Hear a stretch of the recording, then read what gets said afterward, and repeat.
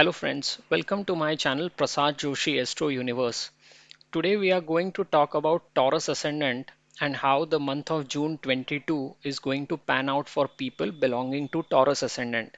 So if you have number 2 positioned here in your first house in your chart, that means you are belonging to Taurus Ascendant and then this video becomes relevant for you. First of all, let us look at the different planetary alignments that are taking place in June 2022 for the Taurus Ascendant people.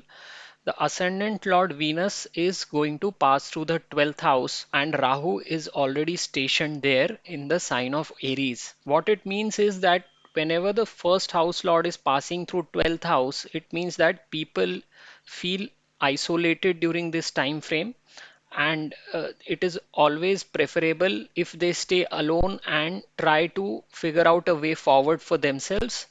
In this case, Rahu is combining with the ascendant Lord Venus, which indicates some kind of a spending that is associated with the traits that are indicated by Venus. So it could be a spend on vehicles or on expensive clothing during this time frame. Since the ascendant lord is combining with Rahu and it is activating the negative energies of the 12th house, it makes more sense for a person to donate or spend their money on a charitable institution or in a hospital, because such donations helps to negate the energies that are harmful and are produced by the 12th house. There is also a possibility that people will take a wrong decision, and it is also possible that they may end up spending money on pleasing the opposite gender, because Venus also is an indicator of your spouse or of your partner. If you are also in a foreign country, then it also means that you may get a proposal for a live-in relationship from the other side,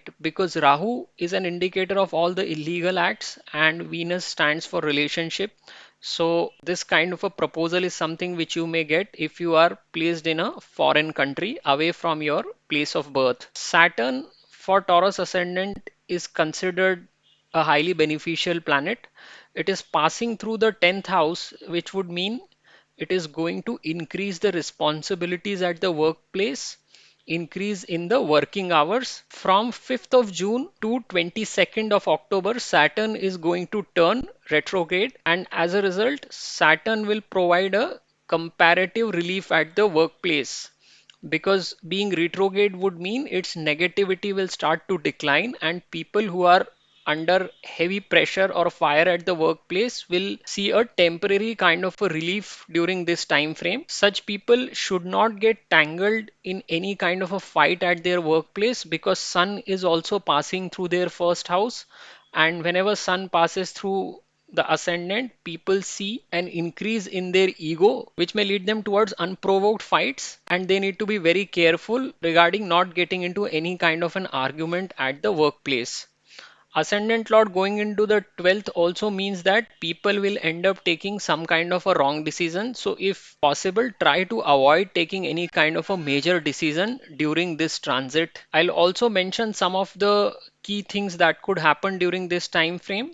From the 1st to 3rd of June, people are going to have a very good time enjoying with their elder siblings. From 4th to 6th June, people are going to feel very happy at their home, and it is possible that they may even connect with their mother and spend some good time with her. 7th to 9th of June is a good time to learn new things. It is possible that they may enroll themselves into some kind of a creative work which may gives them happiness in the long run. There are also some dates where a person needs to be very careful. These are the dates when moon passes through your 6th house, 8th house and 12th house in the horoscope.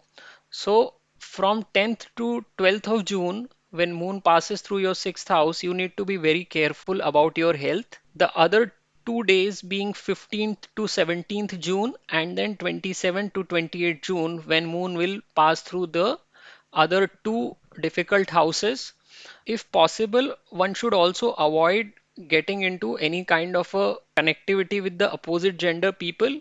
Just be very careful that you don't spend a lot of time alone with them. 13th to 14th June is also going to be a time when you spend your time with your spouse. 18th to 20th June would be the time when there is a short term travel that could happen for the Taurus ascendant people. A foreign trip is also possible because Venus is combining with Rahu in the 12th house, and Rahu denotes foreign lands.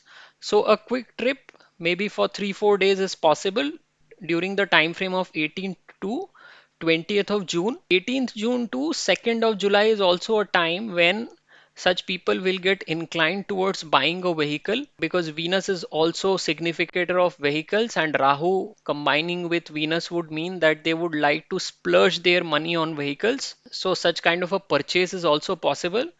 21st to 23rd June is a time frame which is the best time for them to shine at the workplace. Their work will get appreciated by their superiors, and these 3 days will prove very beneficial to them at the workplace. 24th to 26th of June is a time when they may get an opportunity to make unexpected money, or money can come to them from unexpected sources. Taurus ascendant people happen to be in the professional speculating business, that is, they are connected with the stock market for earning their livelihood, then this is also a good time frame for earning money through professional speculation.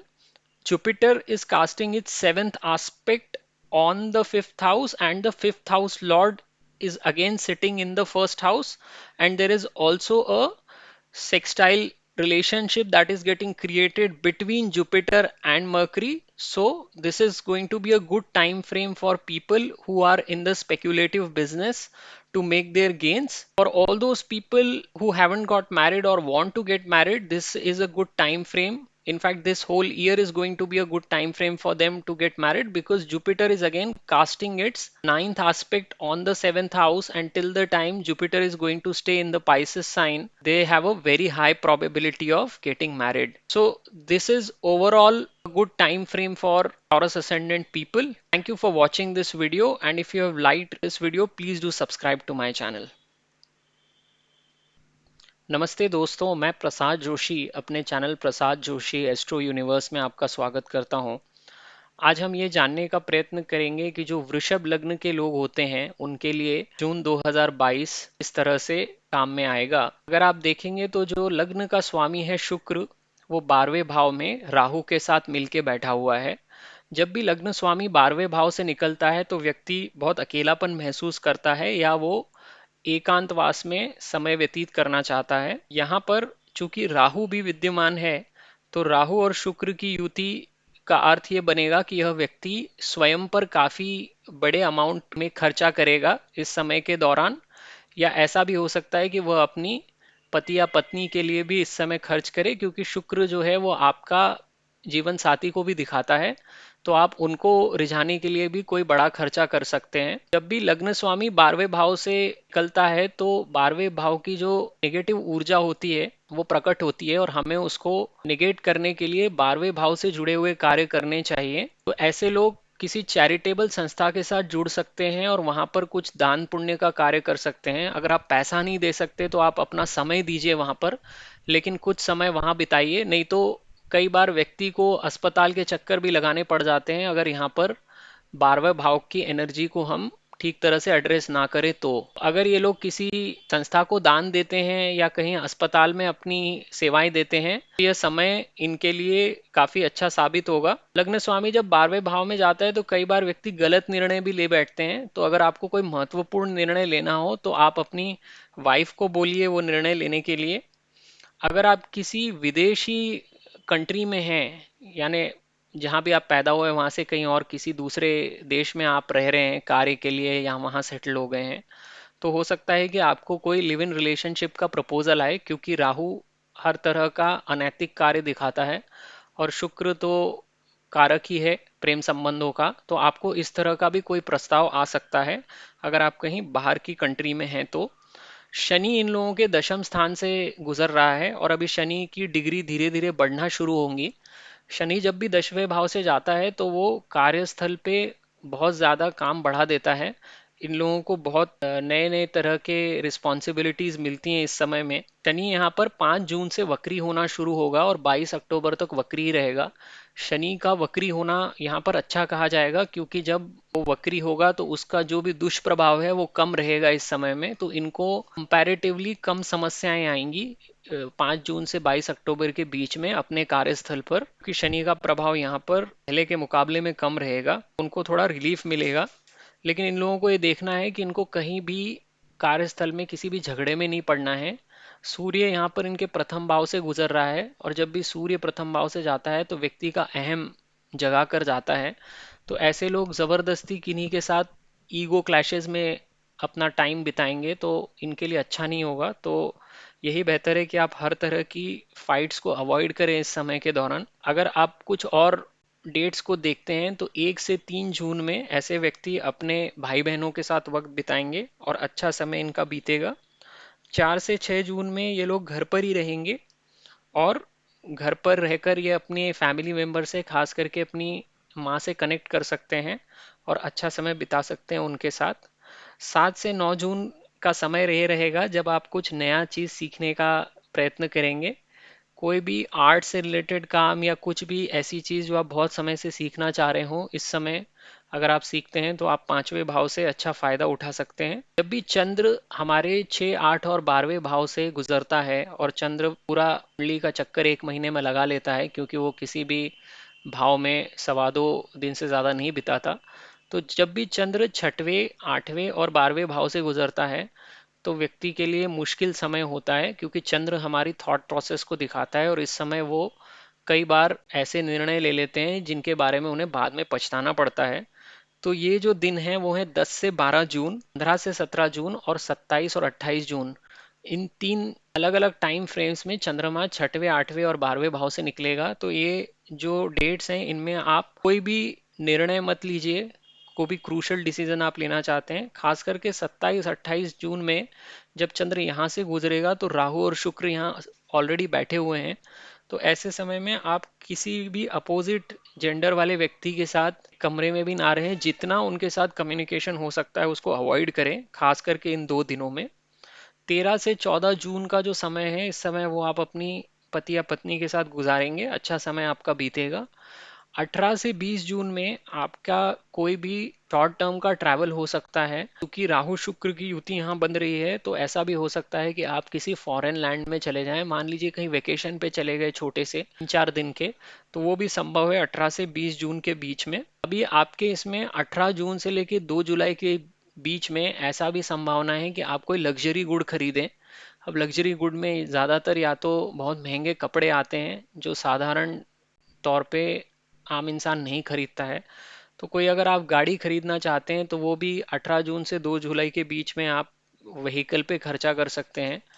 और ये time में आप काफ़ी enjoy करेंगे, क्योंकि राहु शुक्र की युति 12वें घर में वैसे भी व्यक्ति को पैसा खर्च करने के लिए तरफ आकर्षित करती है। 24 से 26 जून के बीच में ऐसा हो सकता है कि आपको कहीं से अचानक धन की प्राप्ति हो जाए। और 21 से 23 जून का समय ऐसा है जब आपको आपके कार्यस्थल पे प्रशंसा का पात्र बनने में मदद मिलेगी। आपका बॉसेस हो सकता है आपको प्रेज करें आपके काम की वजह से। कई बार लोग ये भी पूछते हैं कि उनको शेयर बाजार में इन्वेस्ट करना चाहिए कि नहीं। तो यहाँ पर जो भी वृषभ लग्न वाले लोग सट्टा या शेयर बाजार में काम करते हैं या हॉबी की तरह भी इन्वेस्ट करते हैं, गुरु की 7वीं दृष्टि पंचम भाव पे पड़ रही है, और पंचम भाव का स्वामी लग्न स्थान पर बैठा हुआ है। गुरु और बुध का आपस में भी त्रिरेकादश योग हो रहा है। तो ये समय अच्छा रहेगा व्यक्ति को शेयर बाजार से कमाने में। देखिए, खाली कुंडली में अगर योग दिख रहा है तो इसका मतलब ये नहीं है कि व्यक्ति को फायदा होगा ही होगा। आपकी खुद की स्किल सेट कितनी अच्छी है उस पर भी काफी कुछ डिपेंड करता है। लेकिन ये ज्योतिष्य के हिसाब से देखा जाए तो इन लोगों के लिए काफी अच्छा समय है पैसा कमाने के लिए। जिन लोगों की भी शादी नहीं हो पा रही है और बहुत समय से अविवाहित हैं, उनके लिए ये पूरा साल जब तक गुरु मीन राशि में बैठा हुआ है तब तक काफी अच्छा योग है शादी होने का, क्योंकि गुरु अपनी 9वीं दृष्टि से 7वें भाव को देखेगा, जिससे आपकी शादी या विवाह का भी भाव है वो वहां से आपका शादी का निर्णय देखा लिया जाता है। ये ओवरऑल आपका टाइम फ्रेम है वृषभ लग्न वालों के लिए। मिलाकर अच्छा ही समय है, खास करके अगर वो थोड़े से सावधान रहें। अपोजिट जेंडर से डील करते समय, पैसे को खर्च करते समय थोड़ा सोच विचार के खर्च करें तो बहुत अच्छा समय है इनके लिए। अगर आपको ये मेरा वीडियो पसंद आया है तो मेरे चैनल को ज़रूर सब्सक्राइब कीजिए। वीडियो देखने के लिए आपका बहुत बहुत धन्यवाद।